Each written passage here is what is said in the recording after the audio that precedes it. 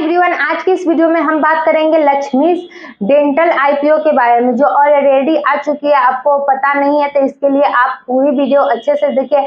आपको ये भी क्वेश्चंस होता है सभी पर्सन्स का कि हाँ, आईपीओ में अप्लाई करने से मुझे अलॉटमेंट नहीं मिलता है, लिस्टिंग गेन नहीं मिलता है, और बहुत सारे की लॉन्ग टर्म के लिए छोड़े या शॉर्ट टर्म के लिए छोड़े, इस आईपीओ में मुझे अप्लाई करना चाहिए या नहीं करना चाहिए। ये सारे क्वेश्चन इस वीडियो में आपको क्लियर हो जाएंगे, तो वीडियो को बिना स्किप किए अच्छे से देखिए, जिससे आगे चल के आपको ये समझ में आए कि आपको क्या करना चाहिए। क्योंकि बाद में समझने से अच्छा है कि आप पहले समझ लो, और दूसरी कि आपको ये भी पता चलेगा कि हाँ, कैसे आपको आईपीओ में अप्लाई करोगे तो आपको अलॉटमेंट मिलेगी। इसके लिए डिस्क्रिप्शन में एक लिंक है जो आप जाके देखोगे सही तरीके से, जिससे आपको समझ में आएगा। क्योंकि क्या होता है, हम अप्लाई करते जाते हैं लेकिन हमें आईपीओ नहीं मिल पाता है। तो उसके लिए ऑलरेडी मेरी एक वीडियो बन चुकी है, जिसपे आप कौन कौन से मिस्टेक करते हो उसको क्लियर करने के लिए आप उस वीडियो को देख सकते हो। डिस्क्रिप्शन में लिंक है, उसको जाके आप देखिए, जिससे आपको समझ में आएगी। दूसरी, अगर आप इस आईपीओ में अप्लाई करना चाहते हो तो अंत तक आप जरूर से जरूर बनिए, जिससे आपको क्लियर हो जाए कि आईपीओ में अप्लाई करने से पहले हमको क्या क्या ध्यान में रखना चाहिए। तो चलिए, वीडियो को शुरू करने से पहले अगर चैनल पे न्यू हो तो चैनल को सब्सक्राइब कीजिएगा और वीडियो को लाइक कीजिएगा, और अच्छी लगे तो अगर कुछ समझ में ना आए तो मुझे कमेंट कीजिएगा। चलिए वीडियो को शुरू करते हैं। पहला क्या है कि लक्ष्मी डेंटल आईपीओ अप्लाई करने का डेट कब है, तो मंडे जनवरी 13, 2025, यानी कि जनवरी 13 तारीख को आप है ना इस आईपीओ में अप्लाई कर सकते हो। और क्लोजिंग डेट क्या है, 15 जनवरी, यानी 3 दिन का समय मिलता है, जिसमें आप अप्लाई करोगे तो आपको आईपीओ मिल जाएगी। प्राइस बैंड की बात करें तो 407 से लेकर 428 है। अगर आपको आईपीओ में अलॉटमेंट चाहिए तो आप है ना इस प्राइस बैंड पर अप्लाई करना, ना कि इस प्राइस बैंड पे। तो बहुत कम चांसेस होती है अप्लाई करने के बाद आपको मिले आईपीओ, ठीक है। लॉट साइज की बात करें तो 33 शेयर्स की एक लॉट साइज है वहां पे, और टोटल इशू साइज है यहाँ पे 698.06 करोड़ से, यानी कि 700 करोड़ की ये है ना एक कंपनी जो पैसा जुटाना चाहती है। यहाँ पे आपको ये बता दें कि यहाँ पे 700 करोड़ करीबन पैसा जुटाना चाहती है आईपीओ जो ला रही है उससे।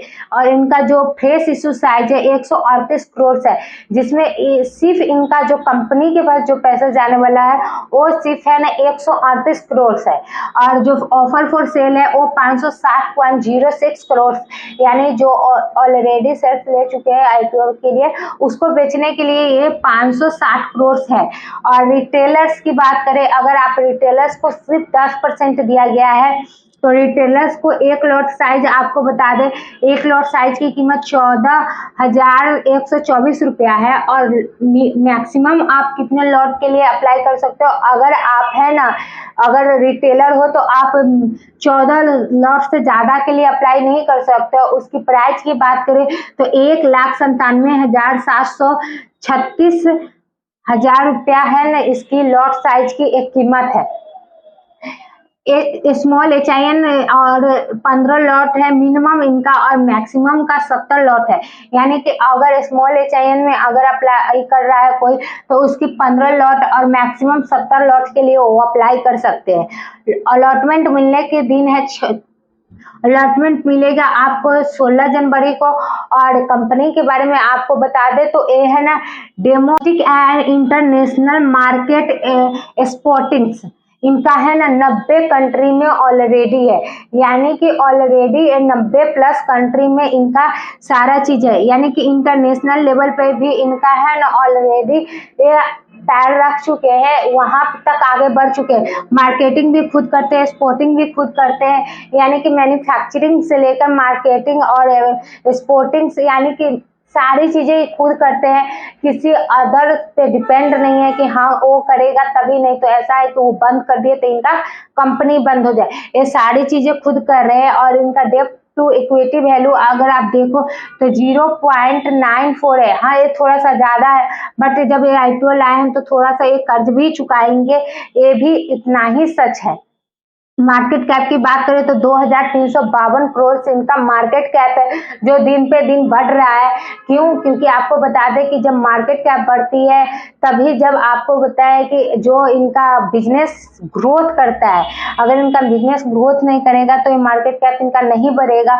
और जो डेट टू इक्विटी आपको दिख रही थी ज़्यादा, ये और ज़्यादा थी, धीरे धीरे इनका कम हो रहा है। तो आप देखो कि धीरे धीरे ग्रोथ कर रहे हैं, इनका डिमांड बढ़ रहा है और ऑलरेडी ये है ना 90 कंट्री में काम कर रहे हैं और ऑलरेडी ये इंटरनेशनल लेवल पे जा चुके हैं। तो आप सोचो कि जो काम आज हो रहा है उससे अगर कोई आईपीओ ला रहा है तो और काम को बढ़ाएगा ना कि घटाएगा। अगर आप लॉन्ग टर्म के लिए इसे छोड़ते हो तो आपका पैसा अच्छा खासा ग्रोथ करेगा। अगर आप शॉर्ट टर्म के लिए छोड़ रहे हो तो आप छोटा मोटा प्रॉफिट ले सकते हो यहाँ पे।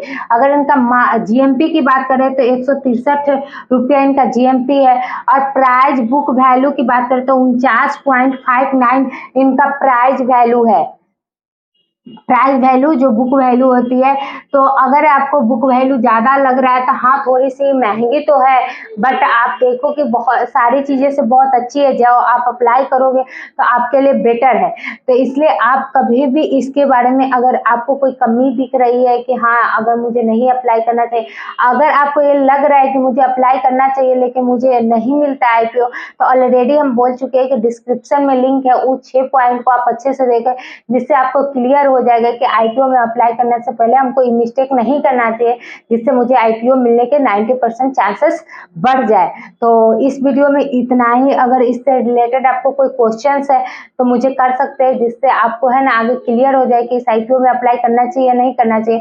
तो आपको हम बता दें, इस आईपीओ में आपको अप्लाई करना चाहिए, लॉन्ग टर्म के लिए अप्लाई करना चाहिए। शॉर्ट टर्म के लिए अगर आप अप्लाई करना चाहिए तो कोई बात नहीं, लेकिन अगर आप लॉन्ग टर्म के लिए अप्लाई करोगे तो अच्छा खासा आपको ग्रोथ दिखेगा, क्योंकि ये दिन पे दिन ग्रोथ कर रहा है, ना कोई डाउन जा रहा है।